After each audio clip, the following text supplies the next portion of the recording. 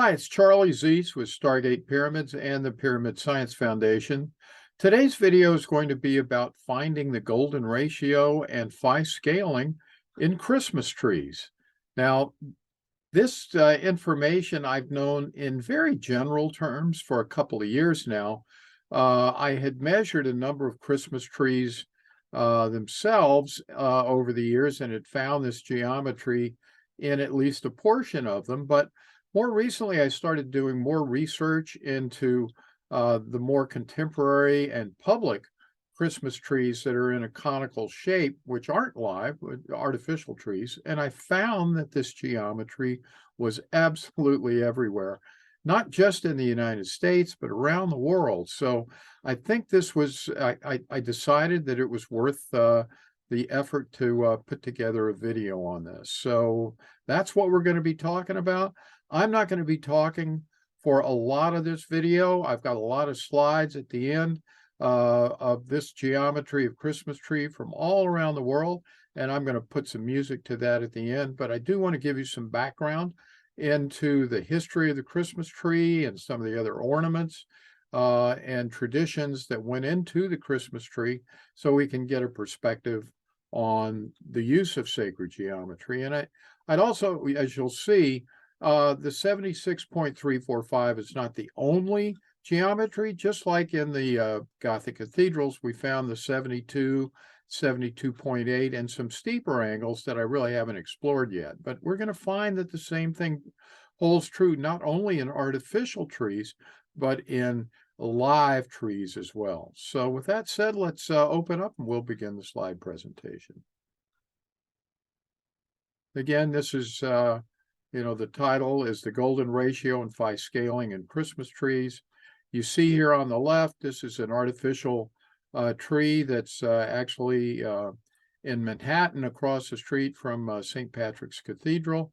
You'll see the geometry of it is exactly identical to the way I discovered the geometry of the Russian pyramids, which occurs through the stacked spheres that we see in the center, whose diameters decrease by phi. And finally, we see this is the Ulm Minster or Ulm Cathedral in Germany. It's the tallest cathedral in the world. And sure enough, its steeple has this exact same geometry as well. So we're seeing lots of examples of this unique geometry, not only in Christian architecture, but in the symbols that Christianity has taken on as well. So keep that in mind. So here's a bit of the history of the Christmas tree.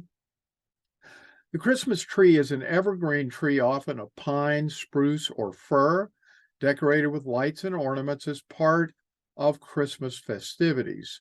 The use of evergreen trees, wreaths, and garlands to symbolize eternal life was a custom of the ancient Egyptians, Chinese, and Hebrews. So this concept has, been around for a long time, even, predating that of Christianity itself. Tree worship was common among the non-Christian or pagan Europeans and survived their conversion to Christianity in the Scandinavian customs of decorating the house and the barn with evergreens at the new year to scare away the devil, and of setting up a tree for the birds during Christmas time. Now, as I mentioned, as it turns out, there are three different kinds of Christmas trees that we mentioned before: the pine, spruce, and fir. And interestingly enough, each one of those has a slightly different geometry. However, they all appear to embody the golden ratio. So I wanted to start by showing you this fascinating demonstration of various relationships of phi showing up in these Christmas trees. So, this first one is the Fraser fir Christmas tree. And, from best I can determine, and you'll see examples of all three of these in a minute, but on the left, we have a live Fraser fir, and it has looks like a 72-degree angle. On the right, we have an artificial version of that very same tree. And sure enough, the makers have basically followed perfectly the geometry of the natural tree in creating the artificial tree. Now, this 72-degree angle, it has the golden ratio in it, and that ratio is derived by dividing the slant height, which is this, on the side here, that height going from the bottom up to the top along the side, by the base length. And you get a relationship there of the golden ratio, or phi. So here's an example at 72 degrees. Now we're going to move on. This one is slightly steeper, the Scotch pine tree. And you can see as well that the artificial tree geometry matches up perfectly with the geometry that we found in the natural tree as well. And in this case, the slant angle is 72.828 degrees. And that is the result of dividing the height of the tree by its base length. So there's another example in nature of the golden ratio in these trees. And then finally, the last one that we talked about was the spruce. And here's a picture of the blue spruce with the 76.345 degree geometry, both in the natural setting as well as in the artificial tree of the same type. So just to go back so you can get a visual, you can see here the blue spruce is the least steep, then a little steeper, and then even more steep as we go through the progression here. So we've got three different Christmas tree geometries due to the species, but each one of them seems to relate to a specific golden ratio geometry. Now let's go into some of the history of the Christmas tree. The modern Christmas tree originated in Western Germany. The main prop of a popular medieval play about Adam and Eve was what was called a paradise tree, which was a fir tree hung with apples that represented the Garden of Eden. Now, the Germans set up a paradise tree in their homes on December 24th, the religious feast day of Adam and Eve. And in the same room was a Christmas pyramid. I did not know this until I started doing this research. It's a triangular construction of wood that had shelves to hold Christmas figurines and was decorated with evergreens, candles, and a star.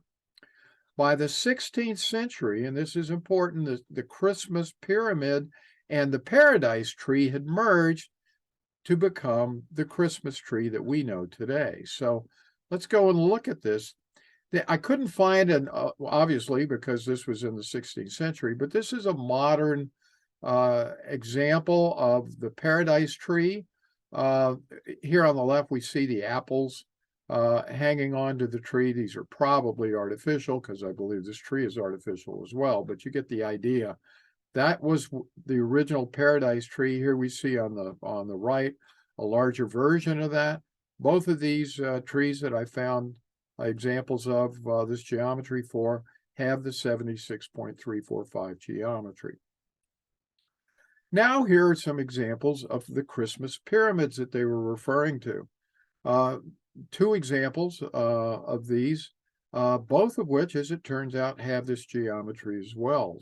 You can see that what these actually do, they have candles on the sides here, and when you light the candles, the heat produces an effect that spins these paddles at the top of the pyramids.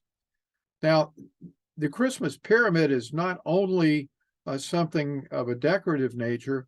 In Luxembourg, for example, you see this full life example in Luxembourg, and this is a very, very popular tourist attraction there during the holiday season. So here you see a much bigger example of this, and you can see all the people mulling around in the square admiring the Christmas pyramid.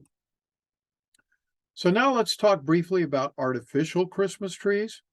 The earliest artificial Christmas trees were wooden, tree-shaped pyramids, or feather trees, both developed by Germans during the 19th century. These trees were made using goose feathers that were dyed green, and the German feather trees were one response by Germans at that time to continued deforestation in Germany. Now, developed in the late in the 1880s, the feather trees became increasingly popular during the early part of the 20th century, and the German feather trees eventually made their way to the US, where they became a rather popular item as well. So here's an example of a German feather tree. This is actually an antique one, but you can see that essentially just had a central pole with some dowels sticking out. And the geometry, as it turns out, appears to have this 76-345 geometry as well. So this is a classic example. This is an antique German feather Christmas tree.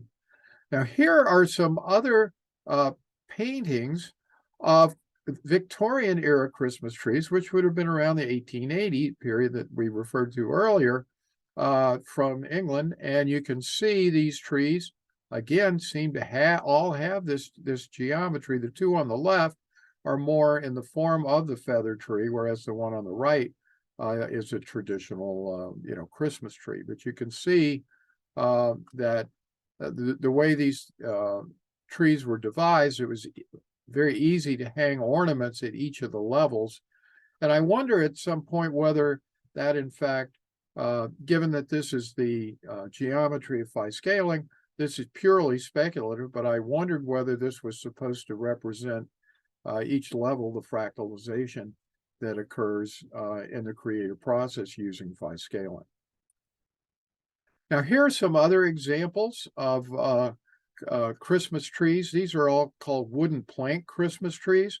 All three examples, again, as you can see, use the 76.345 phi scaling geometry.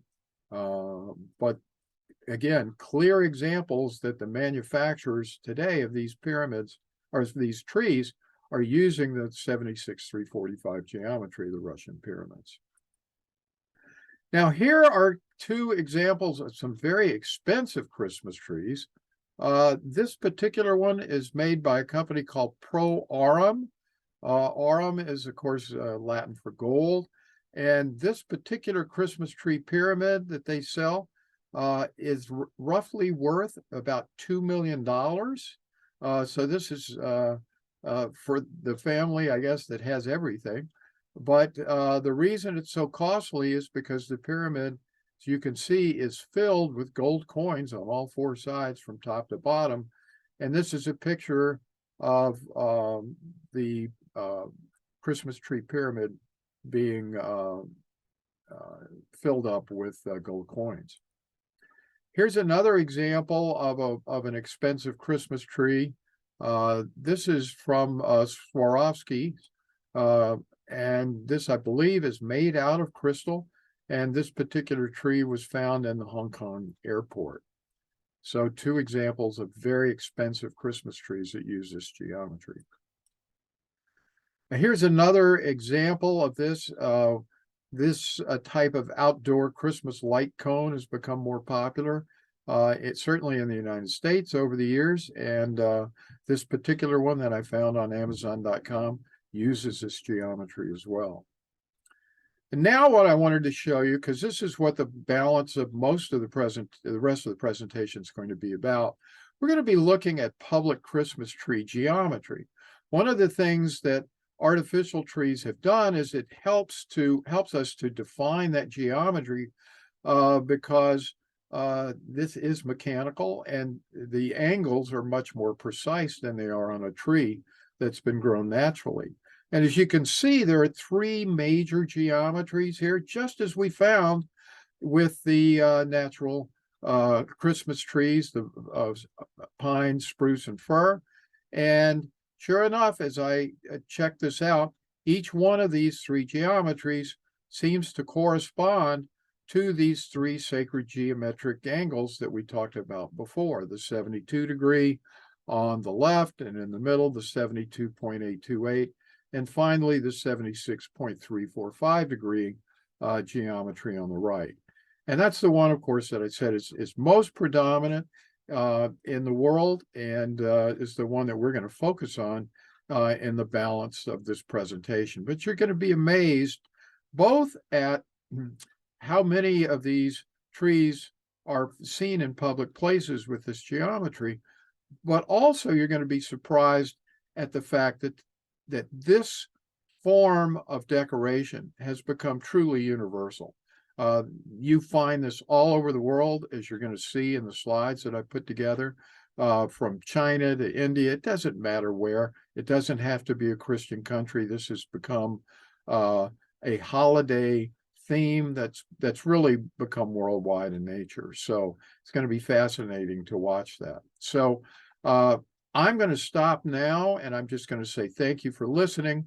If you're interested in our products, you can go to Stargete Pyramids. We manufacture pyramid meditation and healing pyramids with this exact 76.345 geometry. Go to stargatepyramids.com. We're running a sale now. It's 30% off.